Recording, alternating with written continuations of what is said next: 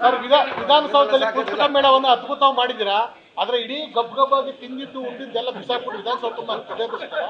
ಹಾಗಾಗಿ ನಿಮ್ಮ ಸ್ವಚ್ಛತೆ ಬಗ್ಗೆ ಕುಂಭಮೇಳಕ್ಕೆ ನೋಡ್ಕೊಂಡು ಬಂದಿರಾ. ನಿಮ್ಮ ಸ್ಪೀಕರ್ ಯಾರು DCM ಅವರು ಹೊಗಳಿದ್ರು. ಇಲ್ಲಿ ವಿಧಾನಸೌಧದಲ್ಲಿ ಮಾಡುವಂತ ಒಂದು ಕಾರ್ಯಕ್ರಮನ ಸ್ವಚ್ಛತೆ ಮೇಂಟೈನ್ ಮಾಡಿಲ್ಲ. ನಿಮ್ಮ ಸಲಹೆ ಸೂಚನೆಗೆ ಧನ್ಯವಾದಗಳು. ಇವತ್ತು ಸಂಜೆ ಒಳಗಡೆ ಎಲ್ಲ ಸ್ವಚ್ಛತೆ ಮಾಡಿ ಕೊಡ್ತೇನೆ. 6 ಕೋಟಿ ರೂಪಾಯಿ ಖರ್ಚು ಮಾಡಿದ್ದೀರಾ ಅಂತ ಈ ಪುಸ್ತಕ ಮೇಳಕ್ಕೋಸ್ಕರ. ಎಷ್ಟು ಏನಾಗಿ ನನ್ಗೆ ಗೊತ್ತಿಲ್ಲ, ಅದು ನನ್ನ ಅಧಿಕಾರಿಗಳು ನೋಡ್ಬೇಕು. ನಾನು ಬರೀ ಈ ರೀತಿ ಮಾಡ್ಬೇಕಂದ್ರೆ ಹೊರತು ಯಾವುದೇ ಲೆಕ್ಕ ವಿಚಾರ ನೋಡುವಂಥ ಜವಾಬ್ದಾರಿ ನಂದಲ್ಲ. ಏನಿದ್ರು ಕೂಡ ನಾನು ಇಲಾಖೆ ಜೊತೆ ಮಾತಾಡಿಕೊಂಡು ಏನೇನಾಗಿದೆ ನಿಮ್ಗೆ ಸಂಪೂರ್ಣ ಮಾಹಿತಿಯನ್ನು ಕೊಡ್ತೇನೆ. ನಾವು ವ್ಯವಹಾರ ಟ್ರಾನ್ಸ್ಫರ್ ಏನು ಟೆನ್ಷನ್ ಇಲ್ಲ.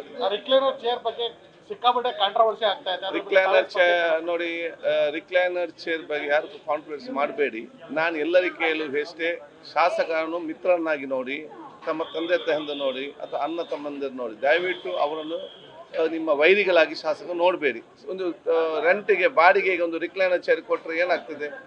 ವಯಸ್ಸಾದವರು ಇದ್ದಾರೆ, ಇನ್ನೊಂದು ಇದ್ದಾರೆ. ಆದಾಗ ರಿಕ್ಲೈನರ್ ಚೇರ್ ಮಾತ್ರ ಅಲ್ಲ, ಒಂದು ಮಸಾಜ್ ಚೇರ್ ಕೂಡ ಆಗ್ತಾನೆ ಅವರಿಗೆ. ನ್ಯೂಸ್ ಫಸ್ಟ್ ನಿರ್ಭೀತಿಯಿಂದ ನಿಮ್ಮ ಪರವಾಗಿ.